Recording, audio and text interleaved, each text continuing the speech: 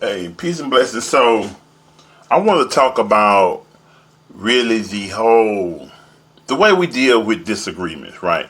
Because I've noticed that we have what I consider to be a very toxic way of disagreeing with each other. It's like we say, we individual, we say we're distinguished, we say I'm not like anybody else, and many other things that leads to the fact that we don't necessarily expect for the next person to see things the way I see it. We don't expect for the next person to always agree, right? However, on social media, as well as in on face-to-face exchanges, which I've noticed a lot, like in barbershops and many other settings. Whenever two individuals disagree about something, we don't have a natural inclination, first of all, to want to understand. I want to properly understand you, right? And here's the thing. If you say you want to understand me and you don't ask any questions, you just start going into your spiel, you don't even make sure that you have the proper or correct understanding of anything that I said, then you're not listening to understand. You think you understand. And you see, what I want you to understand is that is a great part of the problem in communication. Is that you can't be for sure that you understand me if you don't even go as far as to say, well, tell me if I'm understanding you correctly. And you kind of run down the understanding that you believe that you have from a person. And when a person says, well, yeah, that's correct, that's what I mean. And then you go into your response, And again, you respond to be understood, right? And you see, that's how you resolve issues. But here's one thing I noticed, and this is why I'm talking about this, because I was listening to student minister Nuri Muhammad today on the Breakfast Club. And he talked about a lot of different things, but there's one thing that he spoke about, which was specifically about unity, that sparked me to think about what I'm talking to you about right now. And again, this is something that I've noticed that exists and that goes on with us, though. I mean, again, especially on social media. You post a topic, and people become so disrespectful because they disagree with either the topic you post or either your questions in regards to their response, And see, I make sure that I practice respecting whatever a person's answer is. I can disagree, but it ain't always important to even say that you disagree. You know what I'm saying? Because that might not necessarily be the platform. Or even you do disagree just to say, well, I just disagree. Now, if a person want to know why you disagree, I mean, that's a whole nother thing. But it isn't always important to say why you disagree. However, if you choose to, then we have to learn how to do it in a respectful, healthy, harmonious type of way.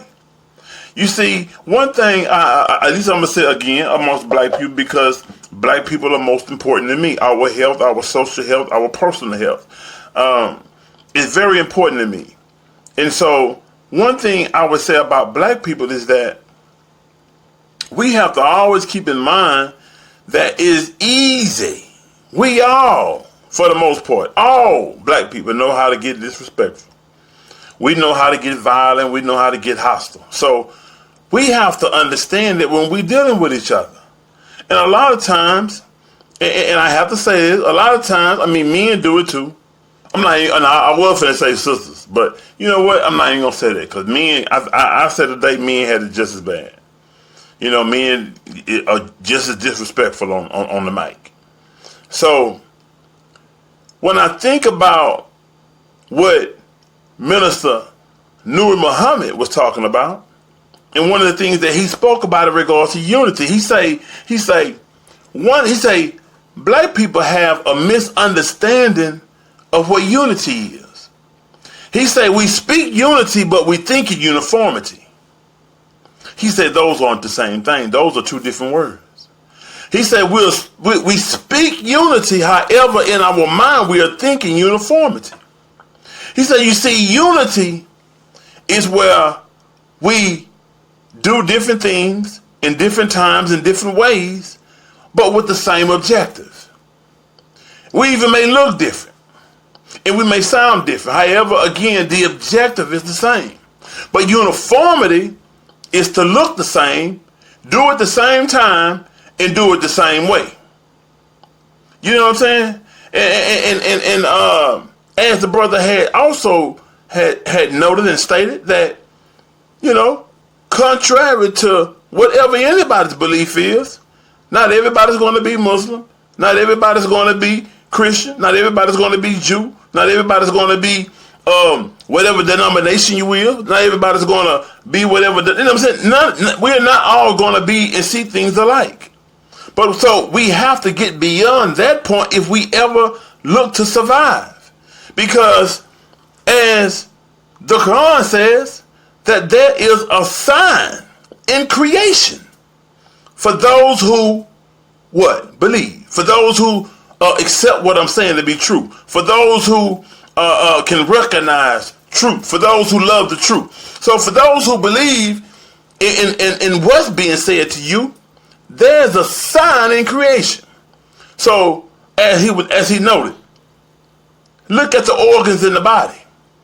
There are different organs in the body that do different things in different times.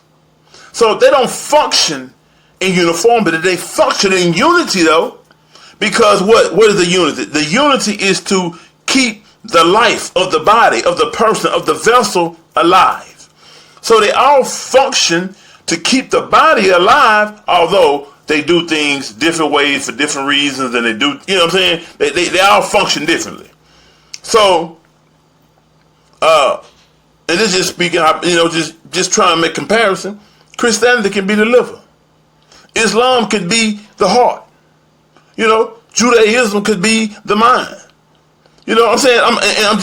I'm just making an example just to say that just because things are different, just because we express things different, just because we practice things a little different, just because we see things a little different, if we expect to survive, we have to come together on common terms and work towards the objective. Once we agree that we are going and have the same objective, then that's what becomes most important.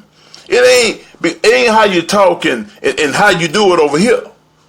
You know what I'm saying? So that's what I really wanted to emphasize before I make me something to eat. As you notice, I got this fork in my hand. So that's what I wanted to express today, because that is something that I definitely see a lot, and it can be disturbing.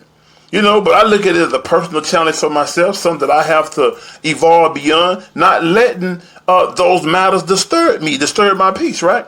So I want to be able to serve you, to be able to help you, to be able to heal you. So for me to even be able to do that, I have to be able to deal with all of the illnesses that we have.